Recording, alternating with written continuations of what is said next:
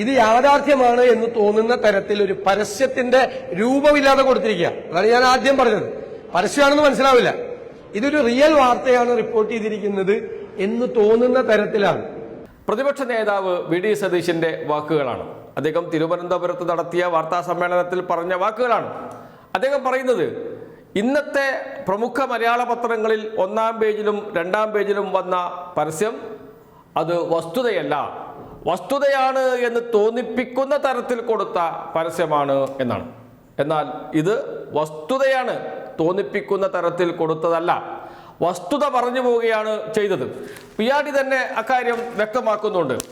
1-ാം പേജിന്റെ ഏറ്റവും അവസാനം മഞ്ഞ കളർ കൊടുത്തിരിക്കുന്ന ഒരു നീളൻ കോളത്തിൽ ചില കാര്യങ്ങൾ പറയുന്നുണ്ട് പിയാടി. എന്താണ് പറയുന്നത്?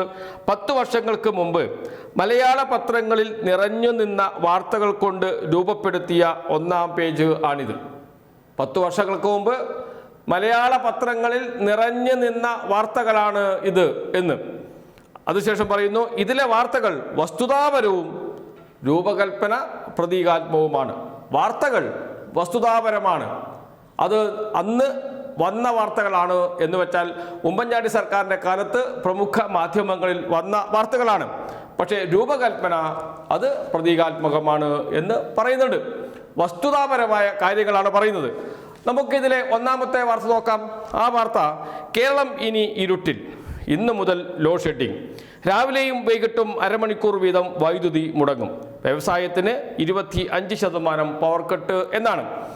അത് എപ്പോഴാണ് പ്രസിദ്ധീകരിച്ചത്? 2012 സെപ്റ്റംബർ 27-നാണ്. 2012 സെപ്റ്റംബർ 27-ന് വന്ന വാർത്തയാണ്.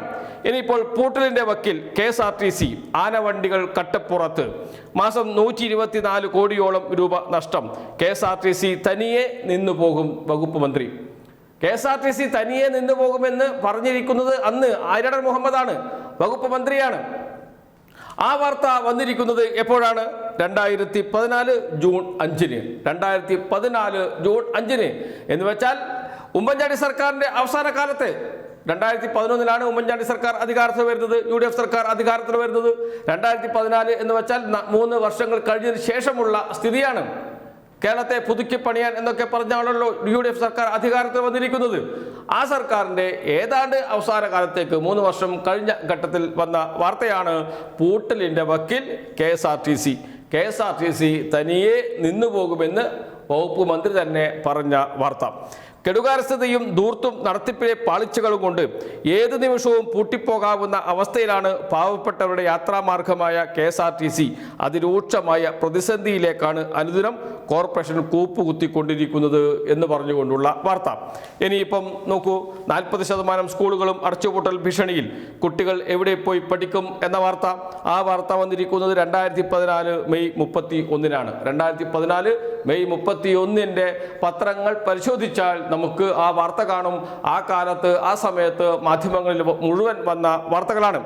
ഇനിയിപ്പോൾ നോക്കൂ, പരീക്ഷ എഴുതിയത് പാഠപുസ്തകമില്ലാതെ, കൊല്ലം പാതി കഴിഞ്ഞു, 6 മാസം കഴിഞ്ഞതിന് ശേഷവും സ്കൂളുകളിൽ പാഠപുസ്തകം എത്തിയില്ല.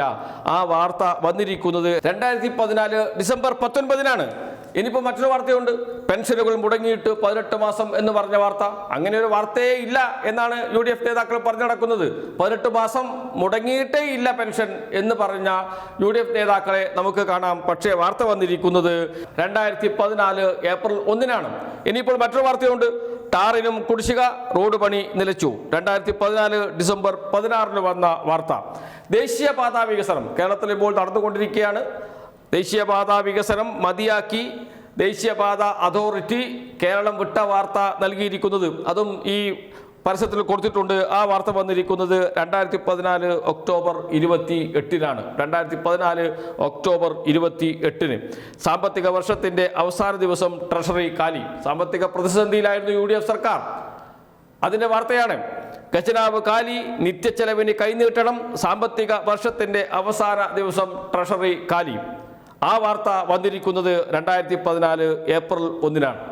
എന്നിട്ടാണ് പ്രതിപക്ഷ നേതാവ് പറയുന്നത്, വസ്തുതയില്ലാത്ത വാർത്തയാണ്, വസ്തുതയാണ് എന്ന് തോന്നിപ്പിക്കുന്ന രൂപത്തിലുള്ള പരസ്യമാണ് എന്ന് പറയുന്നത് വസ്തുതയാണ് എന്ന് തോന്നിപ്പിക്കുന്ന രൂപത്തിലല്ല, ഇത് വസ്തുതയാണ്. ഈ ദിവസങ്ങളിലെ ഏത് ദിനപത്രം എടുത്തു നോക്കിയാലും ഇങ്ങനെയുള്ള വാർത്തകൾ നമുക്ക് കാണാൻ കഴിയും. അതുതന്നെയാണ് പബ്ലിക് റിലേഷൻസ് ഡിപ്പാർട്ട്മെന്റ് PRD പരസ്യമായി നൽകിയിരിക്കുന്നത്. അതുകൊണ്ട് വസ്തുതയല്ല എന്ന് പറഞ്ഞ് തള്ളിക്കളയാൻ കഴിയില്ല. രണ്ടാം പേജിൽ അതിനൊക്കെ ഒരു മാറ്റം വന്നിരിക്കുന്നു എന്നതിൻ്റെ വാർത്തകളാണ് കൊടുത്തിരിക്കുന്നത്. ലാഭത്തിലേറി KSRTC, കേരളത്തിൽ വെളിച്ച വിപ്ലവം, ശമ്പള പരിഷ്കരണ കമ്മീഷൻ പ്രഖ്യാപിച്ചു, മുടങ്ങാതെ പെൻഷൻ, കൈനിറയെ ക്ഷേമം തുടങ്ങിയ വാർത്തകൾ.